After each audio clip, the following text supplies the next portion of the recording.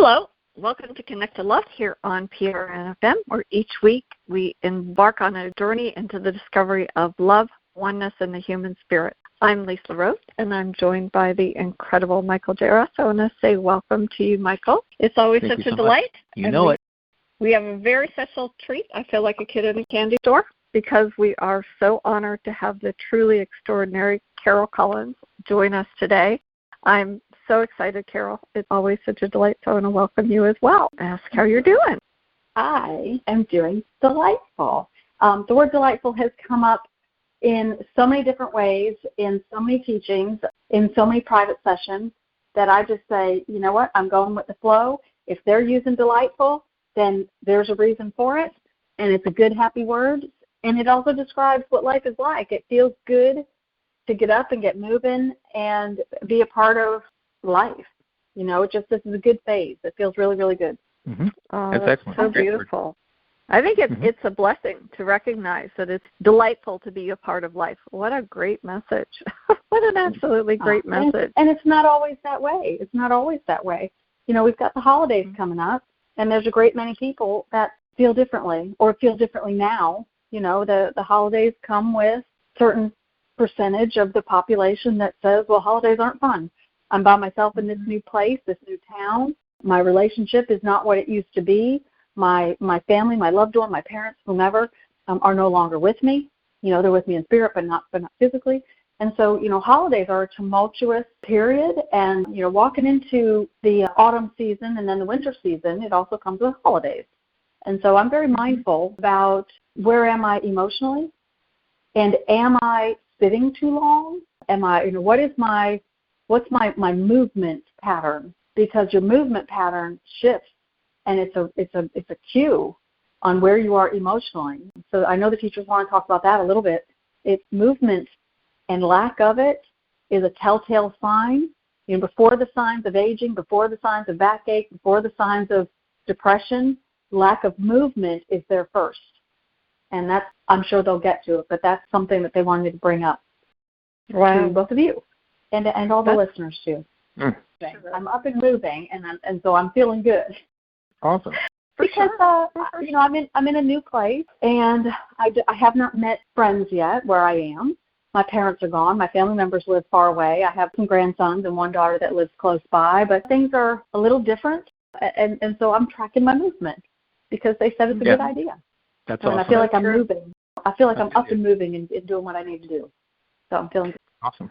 And I think, Carol, that's been part of your path, which is so amazing because you really embrace the gifts of every situation. And for any of our audience members who may not be familiar with Carol Collins and the teachers, it was through a pivotal moment in Carol's life that the teachers came through. It was around 2018 that Carol had the opportunity to become a trans channel for a collective of non-physical beings known as the teachers. And they really came through to offer guidance and profound insights, not only to her, but to humanity. If you don't mind, Carol, I'll let you share because they've really given us so many gifts, including allowing us to recognize that we need to be happy on purpose so that we can manifest and bring in all of the delightful things that we're meant to experience in this lifetime.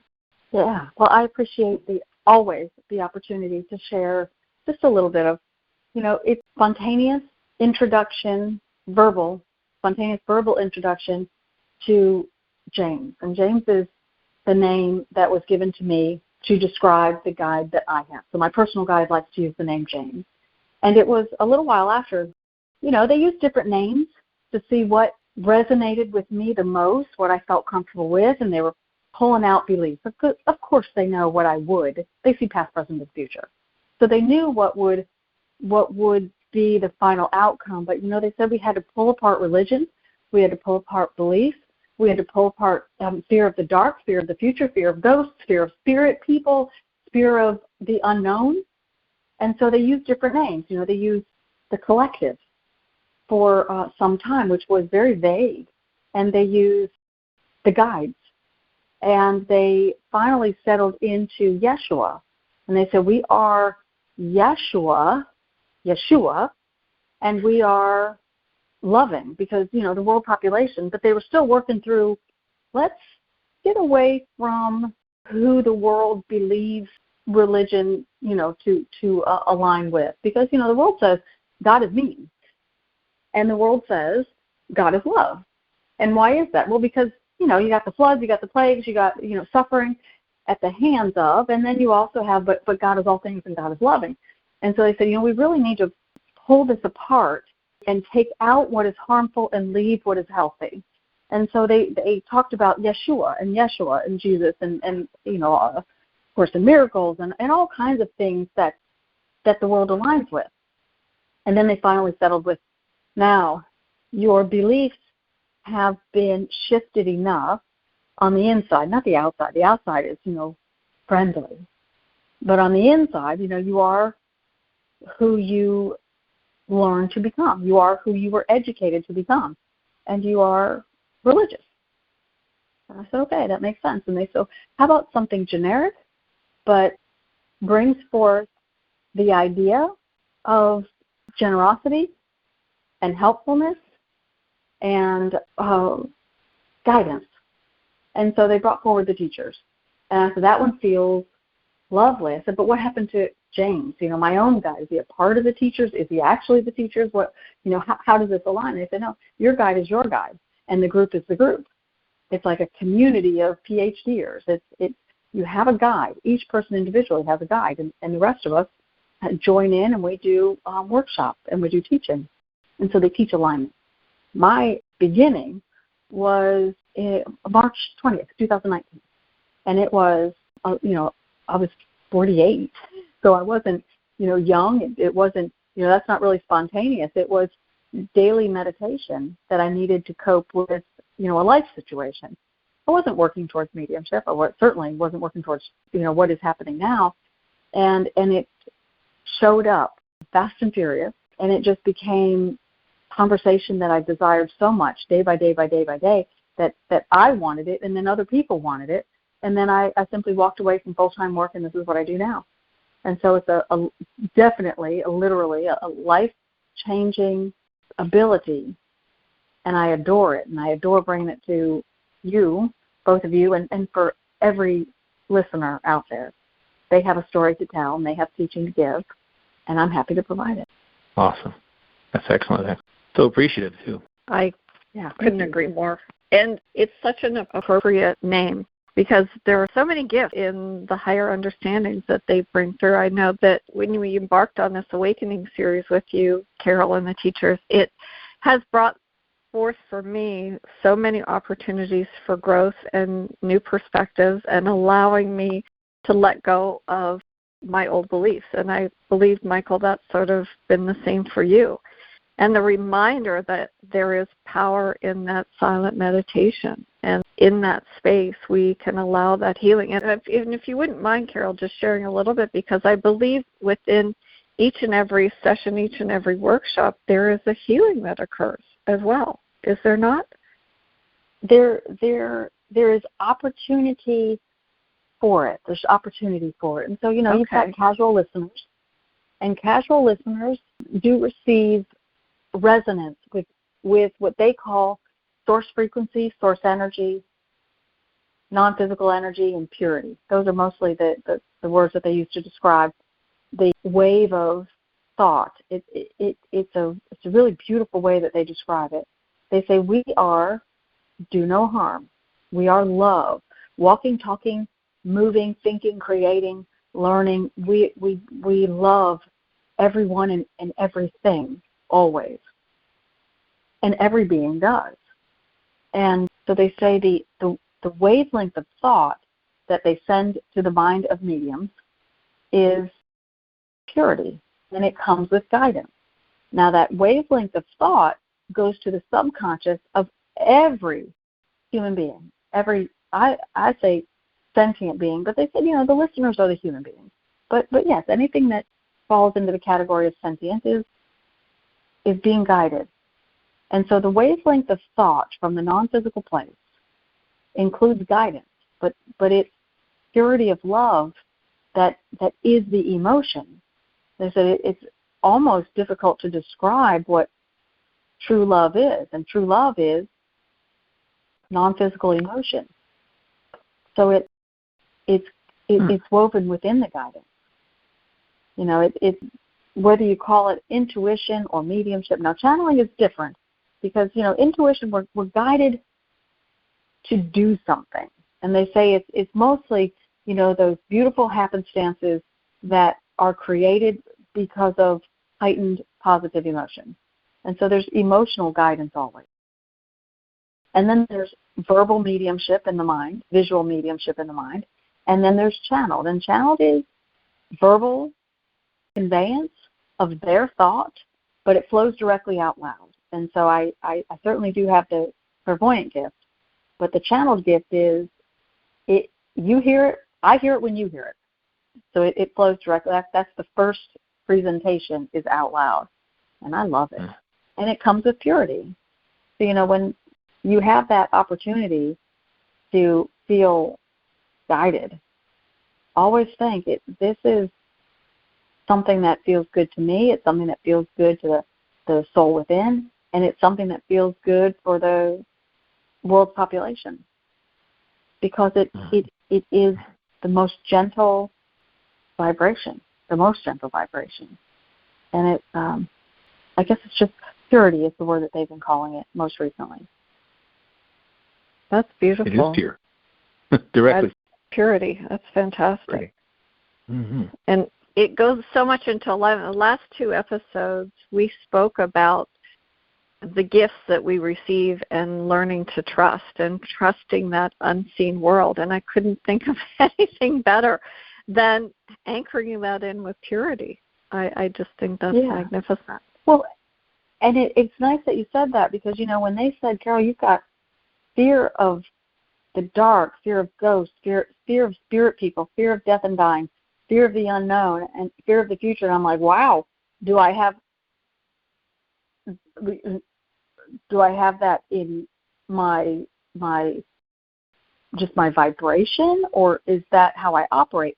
And they said it's how all people operate, because it flows from one person to the other, to the other, to the other. You know, the thoughts cascade, and when they cascade, they gravitate towards people who are on the same wavelength of thought. So spiritual people think very similarly to each other. Right. And so, you know, this idea of who they are and what the afterlife is, they said it's not what you think. It's not some go here and some go there. They said it is you stay in this corridor, what they call the transition corridor, and you stay in this place of healing from having been experiencing and using negative emotion. And once all negative emotion is removed from your thought process, then you shift fully into non-physical life. They said it's the world between the worlds. They said, but it's not a world. It's just it's more like a corridor or a classroom or a workshop. They said, you know, you can picture it being anything you want, but it is an in-between place. And I asked them one time, I said, is that what my background is Catholic, Christian Catholic. I said, is that purgatory? And they said, well, it certainly would fit. That description would fit, only, but not, because purgatory is, the way I grew up with it, you stay there until you're judged to be good enough. Well, they said there's no judgment of being good enough. Right. It's when all negative emotion is removed, voila, you simply are done. They said it's not being good enough, it's being ready to step into non-physical life. And they said, some people, the transition is very short, and for others, it's quite lengthy. And for some, very, very, very lengthy. And so, non-physical life, they said once you understand that non-physical life starts and ends with purity, then you stop worrying about, are you going to connect and communicate with some mischievous or bad entity. They said that's the falsehood that they really, really are trying to remove, because it halts people from having really excellent mediumship. If you're afraid of strangers, then you are afraid to be a medium. If you're timid around people, then you're afraid to be a medium. They said there's a pathway to correcting that, and then you become a people person. You become, a chatty Cathy because you once again have fallen in love with the idea of communicating with people. And when you do that, then mediumship opens up for you easier. And there's a lot more to it, but, the afterlife is all people, even those that have done some really terrible things, even the cranky uncle or whomever. It's everybody is purified. Everybody has all negative experiences removed from their thought process. And then you step into non-physical life. So everybody on the other side is helpful and happy and loving. Everybody. And I said, everybody? And they said, Carol, yes. But there are some that haven't gotten there yet. Some that are still in the process of letting go of negative emotion and negative experiences. But everybody will relinquish all of that and then step into non-physical life. So, in the workshops and in private sessions, and they said purity is pushed into the conversation because that's how it is presented to the mind. This is purity. Be afraid of none of it. Allow it to flow as it was given.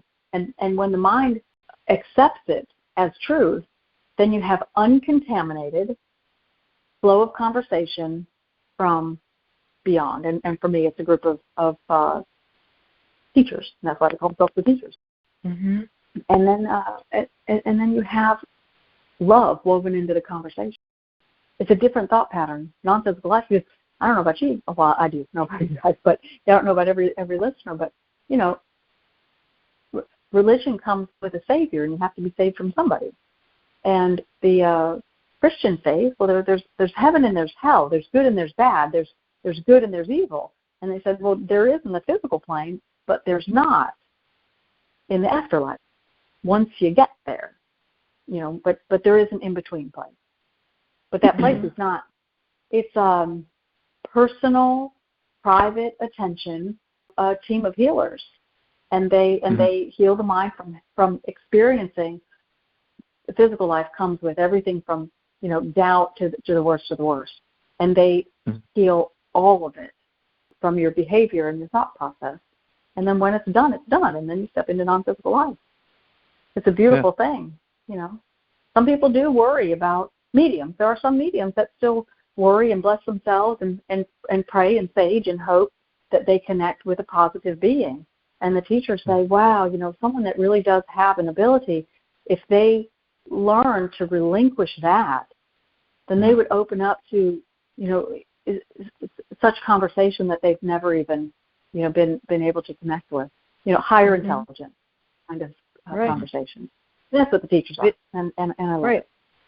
Yeah, and the teachers brought through and speak about our knowing, that divineness, that when we go into that inner stillness, that quieting, that we have access to it all. And I'm curious because as you were speaking, and the languaging that the teachers have described is about the grid. And Michael and I have been speaking about this collective unconscious where our thoughts go out.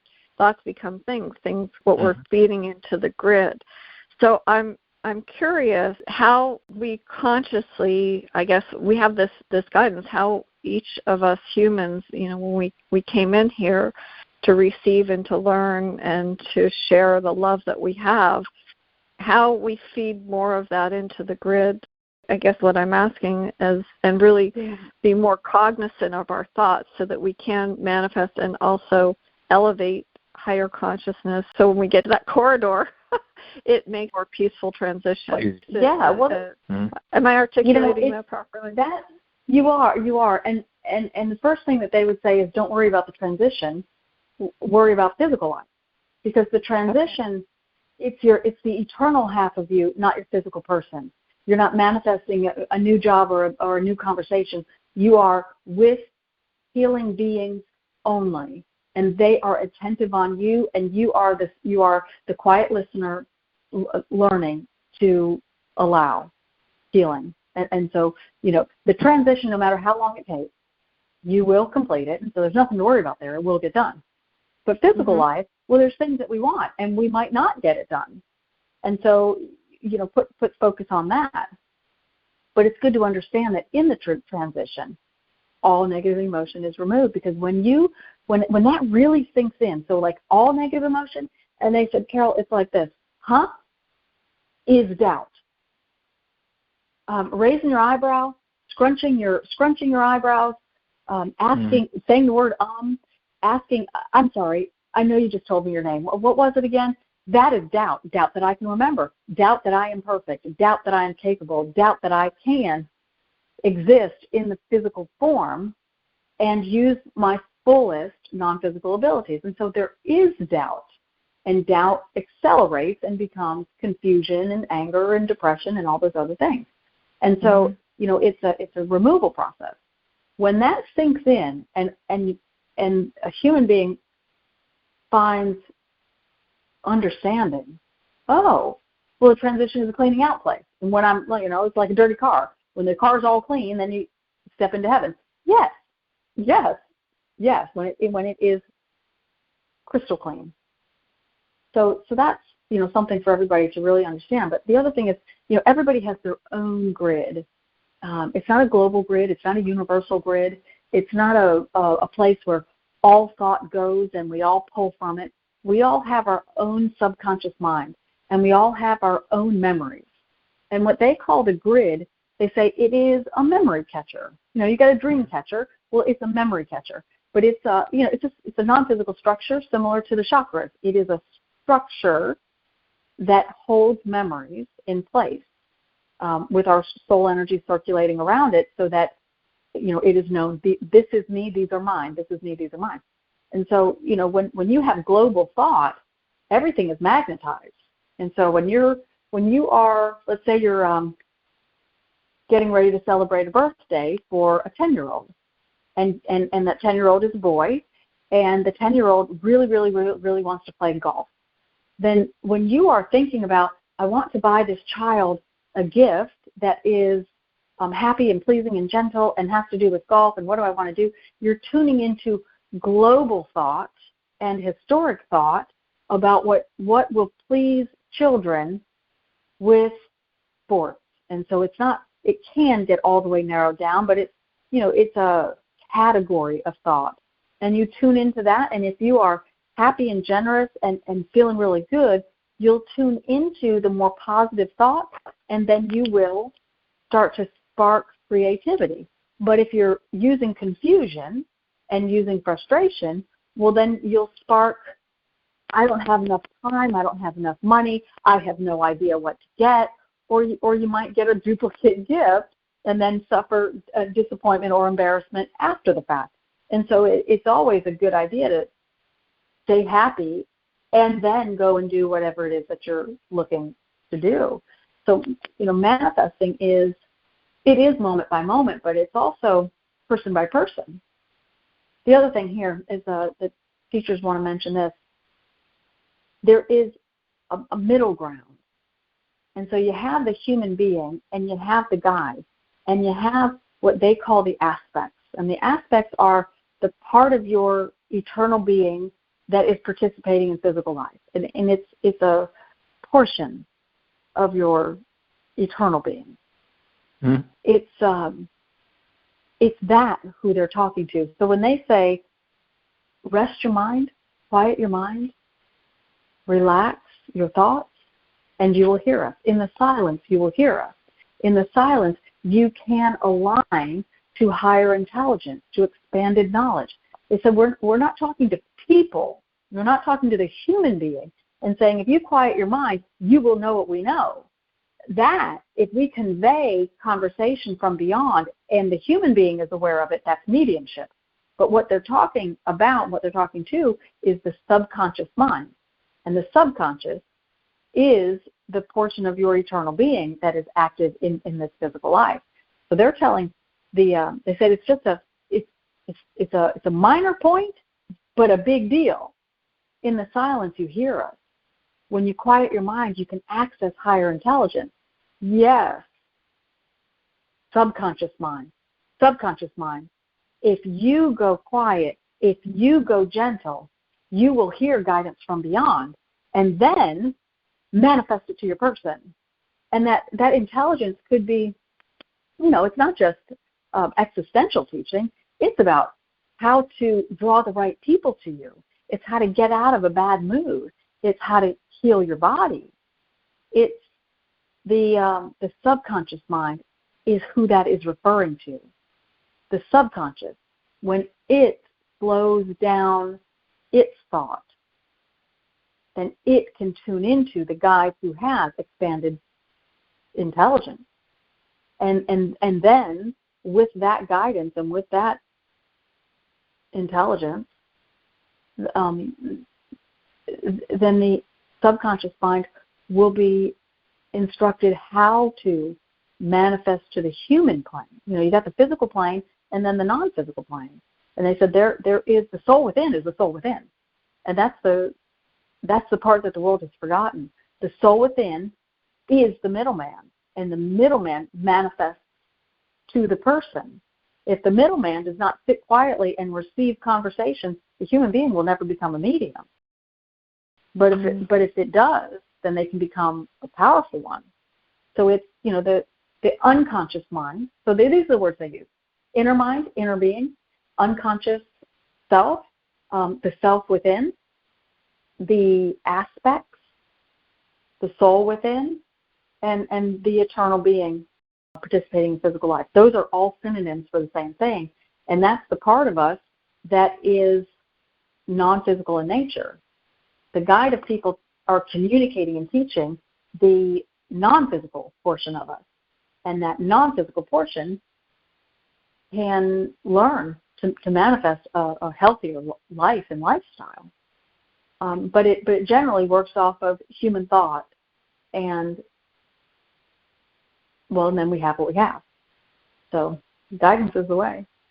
But it's the human being receives guidance. So I do private sessions. I do workshops every week, but I also do private sessions. And so if someone comes in for a private session, or I do everything live stream on Zoom, but if someone has a private session and they receive step-by-step guidance, if they do it and they keep track of it and they do it on target, they will have what the teachers have outlined for them. But if you don't, then you don't. But it's the human being needs to follow the guidance that was given, but the unconscious mind, the subconscious, is the one that they're always talking to. It connects to higher intelligence. We don't. Right. We don't. But we can become aware of it when the subconscious presents it to us. Mm-hmm. It's like there's three points of intelligence: the guide, the soul within, and then our physical body. We're the output. We're the final output. When you talk about the question, when you talk about the subconscious mind connecting to the higher intelligence, are you referring to the part of your soul that did not incarnate? Because your whole soul is, I've been told, your entire soul is not in your body. You're a part of your overall soul. Is that what you're referring to? You're talking your higher self. Well, yeah, and this is a good conversation to have. That it is correct. They say we are experiencing the limitation, capital L. Mm-hmm. Anybody that has shifted into non-physical life, they are no longer experiencing any limitation. So we have limitation, they do not. And so the soul within, or the subconscious mind, they say it's not in the body. Right. Our cells, operate because of cellular consciousness, but soul consciousness is deeper and broader. So but yes, essentially yes, there is they say it's not a percentage gain, it's the function. Law of attraction, they love the world's acceptance of you attract thought, you attract experiences. And they said that's part one. That's function one, is you magnetically attract information to you. And then you magnetically use it to create your reality. And so there's two components. They call it aspect 1 and aspect 3, and it's a function. It's a function A and function B. Function of magnetically drawing information to you, and magnetically manifesting with it. So there's two different functions. And so the one that's operating those functions is the subconscious mind, which is the soul within, the portion of our eternal being that is participating in human life. The human form, they say the human form is a human form, and the human form stays here. But the aspects of our being are being exercised in the physical plane and manifesting. They're learning and manifesting, we're all on a development curve. Learning and manifesting, and much of that manifesting we're doing from our set of memories. Our physical memories come with, happy, sad, indifferent, and, at both ends of the spectrum and everything in between. And so we are operating off of human emotion. And when you operate off of human emotion, you get I like it and I like it not. And sometimes in the same moment. But when the unconscious mind accepts guidance and then is willing to manifest guidance, then the experience is lovely, it's delightful. And that's why they're using delightful so often more recently. They said it's the subconscious mind must accept guidance and then be willing to manifest it. Be willing to manifest it. They said there's a world of difference between, step 1 and step 2. If step 1 is not done, step 2 can never be done. And if step 1 is done, then step 2 has an opportunity to be done. So it's a percentages game. Will you, soul within, will you accept guidance and manifest it? They said it's a beautiful thing to start saying it's an and universe. It's an and life. I love and. This and that. Guidance and delightful. Guidance equals delightful. But it says step 1, first things first, second things second. And if step 1 is not done, then step 2 can't be done. I would like to share with you, and I don't know if I ever did share with you, Carol, and share with the audience as well. I had scheduled a private session, and my mind thought that I needed an attunement. And when I had an opportunity to have that session, the teachers came forth and suggested that I have a reading instead. And I had to sort of let go of what my beliefs of what I thought that I needed at that moment to allow for them and the guidance and the wisdom and the teachings to come through. So I did have a reading, and one of the messages that I received I was very resistant to. As you said, my life in my human pattern, there was something that it was sort of like a block. And so immediately when it was brought up, I thought, no, I'm not doing that. That can't be I'm not doing that.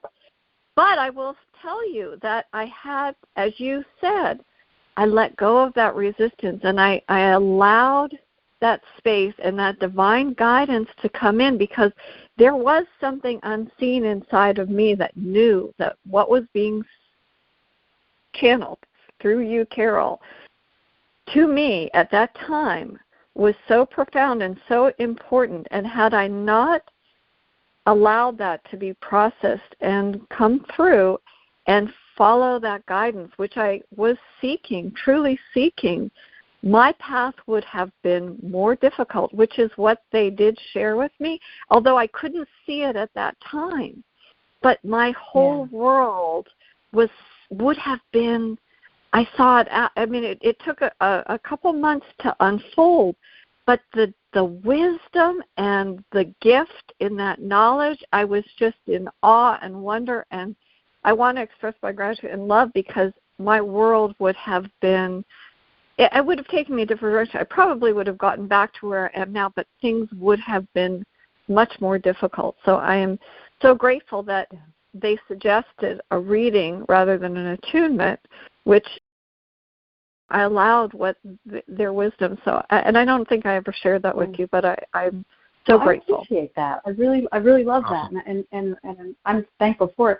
Sometimes an attunement for the listeners is emotional recalibration. It's altering of negative emotion to help put your mind at ease. And sometimes the mind is willing to let recalibration done on something that will affect you further down the road. Like I've got willingness for this because I'll need help with it 6 months from now. And that conversation, it was, in this case, there are things that we can help you with emotionally. The mind is willing to allow and manifest things that are further down the road. What it will also allow is conversation and education and dialogue so that it has understanding. So understanding is comprehension. It's being guided verbally. Emotional recalibration, which is what an attunement is resetting your emotions on the inside, not just propping you up and encouraging you and using some words to, put a buffer around whatever's coming up. But they go into the memory set and they choose the memories that are the cause for making something bumpy or causing a roadblock, and then they alter the emotions. And people have had just incredible testimonials for it. Some things are purely emotional, and some, I do once a month I do a 4-hour healing workshop called Resonance, and it is maybe 15-20 minutes. The teachers will talk for however long they need to set the stage, and then it is requests for help, not manifesting help, like the Hour Knowing. So the Hour Knowing is once a month. It's a 2-hour evening event. This one is, I have a backache. My dog is peeing in the house. I have, this job opportunity coming up, and I'm awfully nervous.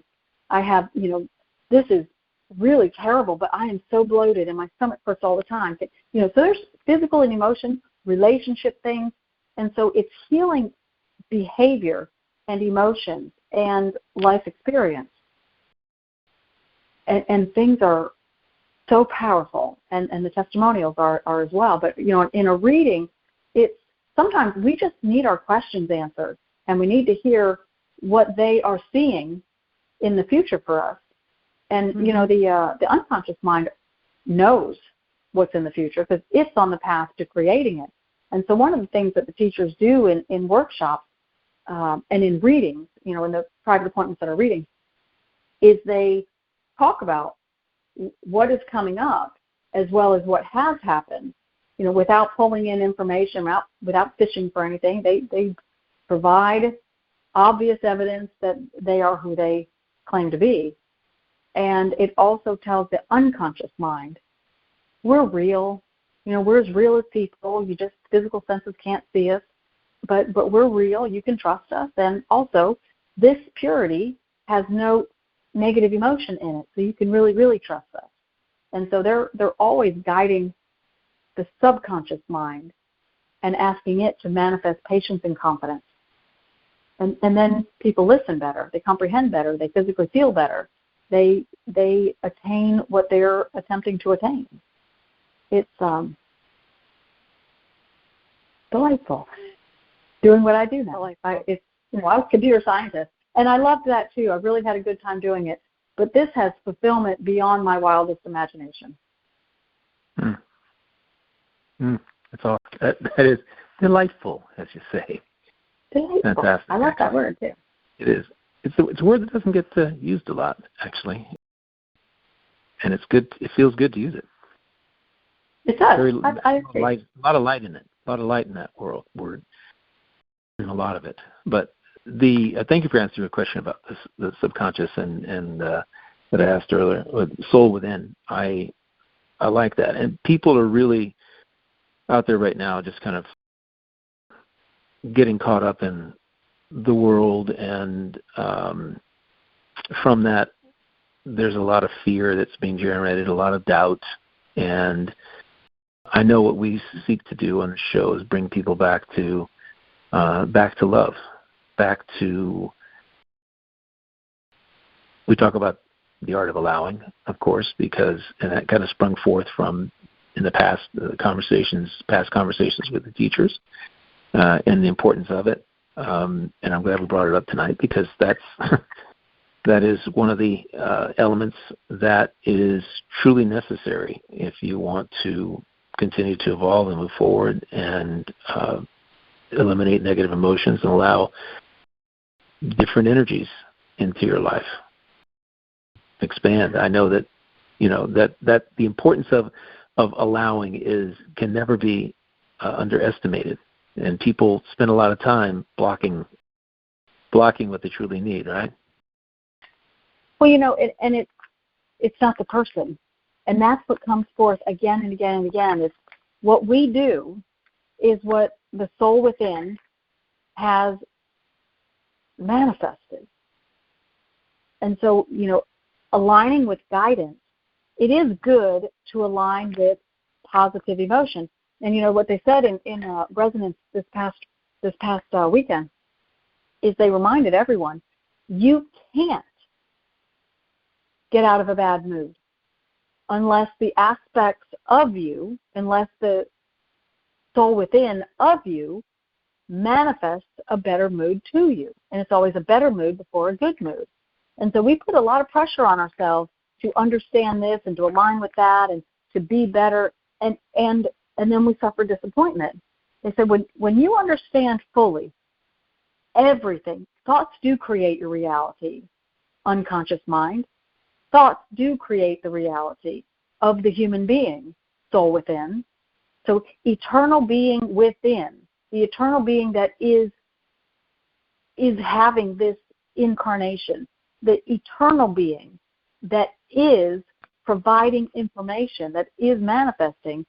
If you manifest guidance, your human being has a beautiful life, and that's meaningful in the afterlife. What kind of work that we do and the things that we gravitate towards.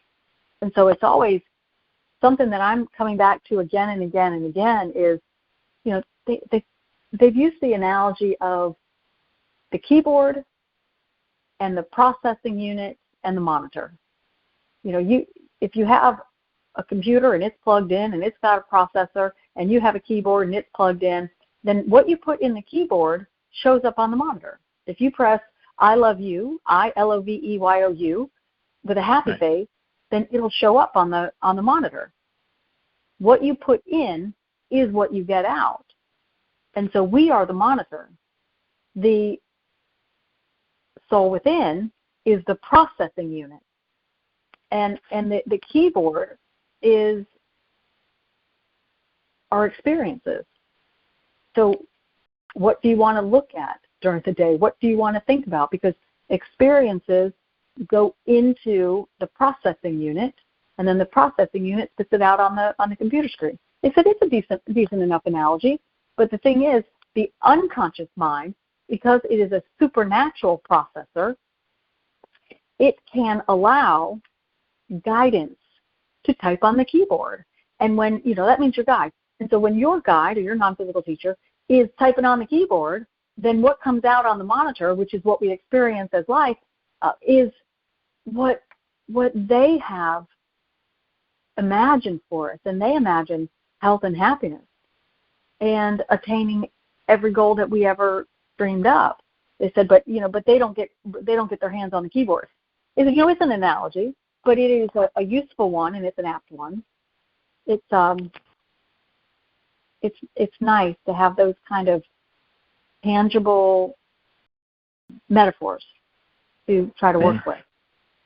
It's fantastic because we've talked about on a previous episode about David Bohm coined a phrase called involution, and it's everything that comes inward, accessing that inner divinity where everything already lives. So the way I kind of anchored it in was as you're putting I love you into that keyboard and it's going, and the evolution of it is that outward expression, the growth and expansion. It gave me a wonderful visual, so thank you.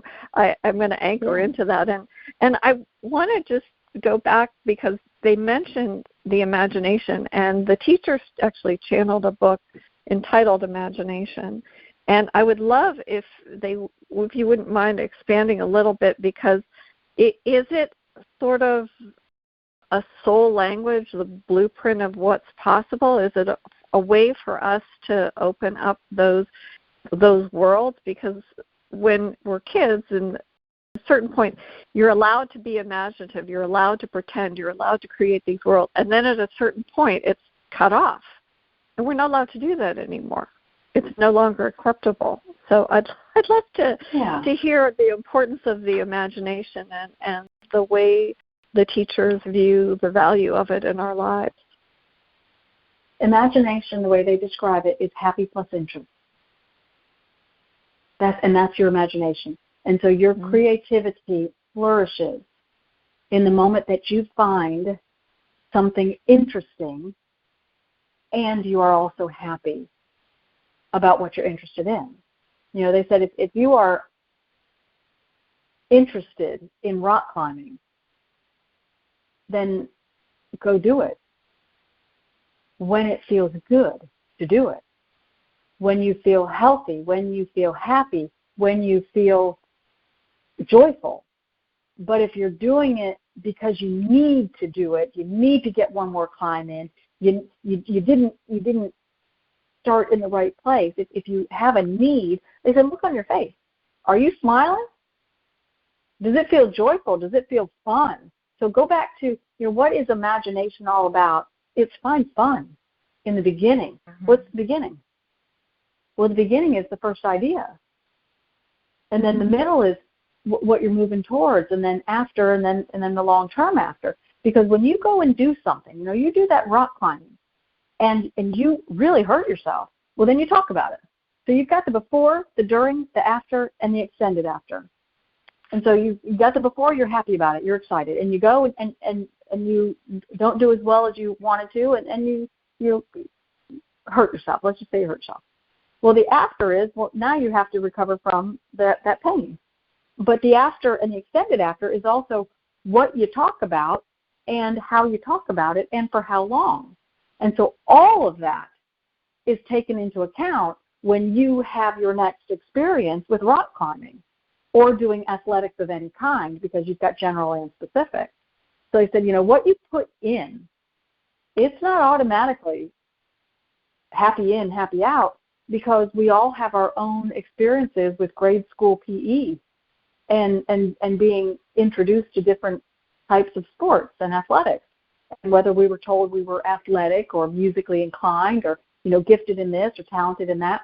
And so we've all been influenced in our past. And all of that past, they said, the supernatural part of us, which is the soul within, it is operating at full speed ahead with my supernatural ability, but not all of my abilities. It's my ability to draw information to me and my ability to create with it.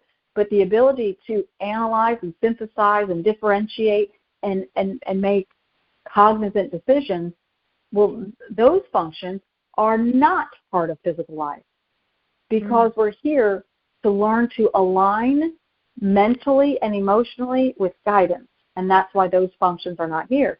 So that is the limitation that they talk about.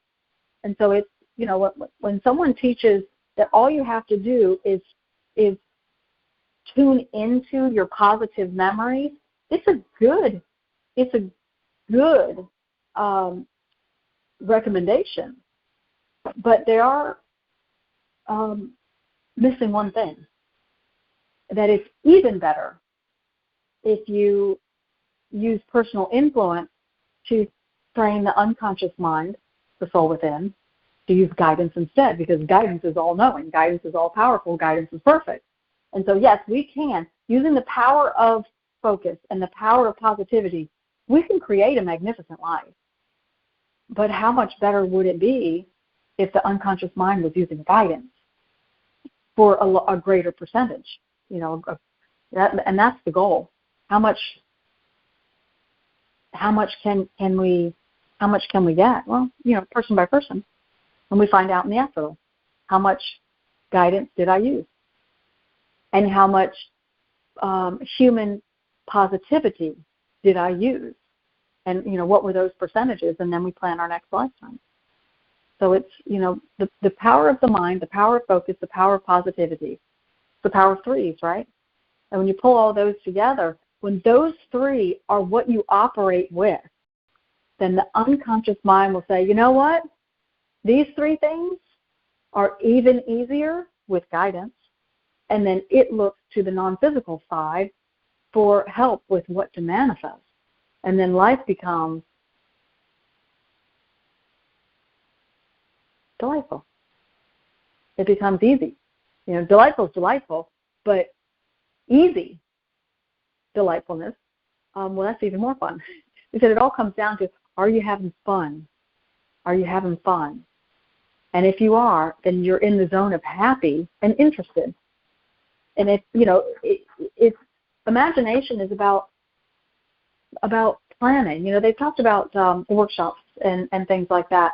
And they said, you know, when you think about whatever it is that you are embarking upon, whatever you want, it could be a home, a relationship, a golf outing. It could be, you know, a holiday event. It could be a yard sale. Whatever it is, you got to start with the idea of it and fall in love with it. Oh, I love yard sales.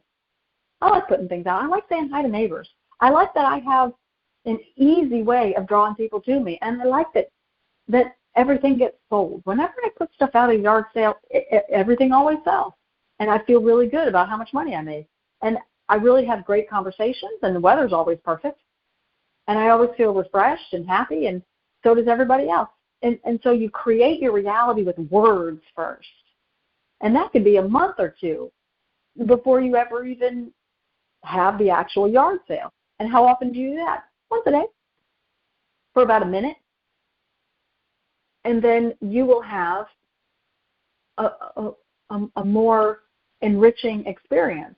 And if you do that year, you know, let's say you have your yard sale every summer. You do that year after year after year, and you start 2 months in advance, and you do 1 minute a day, then 3 or 4 years down the road, you will have gobs of people coming towards you. But that's also the kind of thing that they want people to do when they want to manifest a business. Because business is the business, and it's the merchandise or the service, but it's also running the business and the hours with people and the hours behind the computer, and it's the hours of, you know, doing the mental work or the physical work to be able to offer that merchandise or service. And so there's, you know, behind the scenes work. You got to fall in love with it. You got to fall in love with sales, and you got to fall in love with following up, and you got to fall in love with people and talking to people, those you know and those you don't know. And they said it's just this, imagine all the components of what go into an experience. You know, they use Thanksgiving because that's a fun one for people. When you have a Thanksgiving dinner for friends and family, what goes into it? The planning is not just the food, it's the who and the when and the table and the decoration and the parking and what you're going to wear and what the music might be, what the mood might be, where it's going to be, who's going to bring what, or are you doing it all? What's the sequence of cooking and the sequence of mixing and the sequence of presenting, and what about games and entertainment? What about football? What is the whole mix for the day? And what are you doing about all of that? It's just pre-plan, and think about it with positivity. It's the power of focus, power of the mind, power of focus, power of positivity before the event. And that's how you imagine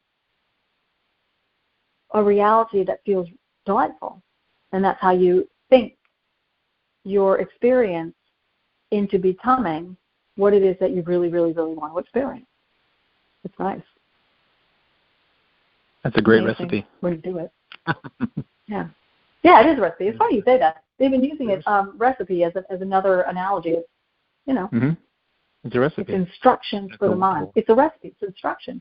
And if you're vague, then the soup is going to be whatever it ends up. But if you're very specific, I want happy, I want fun, I want delightful conversation for me and for others. I want to like them. I want them to like me. I want to know about it, and I want them to know about it. I want to have, and I want them to have, I want them to have, I want us to have, I want us to have. And when you combine it all, then it's like, oh, and that feels good. I think I've taken into account, it's well-rounded thought planning that preempts the planning, which preempts the actual event. No matter what it is, job search, an outing, a play date, being able to get up early in the morning, you got to talk about it. Exercise regimen. It's okay to quit, to start and quit, but it's even better to hold on to it and keep it going. How do you do that? Well, start first with words for a month. Just use words and positivity. And then watch how easy it is to start something and keep the words going, because you got to keep the words going. And when you keep the words going, thoughts create your reality. But thoughts include emotions, and so you got to have the right mix, the right emotions, and the right well-rounded scope of words to end up with an experience that feels delightful. Mm-hmm. How's that? That's fun. That is fantastic. They guide the conversation, obviously. Yeah, they guide the conversation. I hear them, and they say this. So sometimes they introduce themselves and say it themselves, but, today they just said, oh, here you go, say this. That's where it comes from. Everybody who's listening. I don't make this up on the spot. It's always given to me. I love it. I'm so grateful. And I just want to mention for any of our audience members, if you want to tune into more of these amazing insights and the workshops and the practical techniques that the teachers offer, I would highly recommend you go to channelingtheteachers.com, because you will find out about the workshops and the readings and the wonderful magazine that is completely channeled. And there's options for subscription, and you can really, it's about exploring and learning and discovering and accessing, and it can just become something that becomes a curiosity that turns into something wonderful. I just am so grateful, Carol, and to the teachers, and to you, Michael, and to our audience, because every episode that we do with you is a reminder for me to live in wonder and just to allow that wisdom within us to awaken and to tune in. So I just am curious, is there anything the teachers would like to leave with us in this conversation as a way to close out the show? Synergy of mind, synergy of thought, synergy of experience.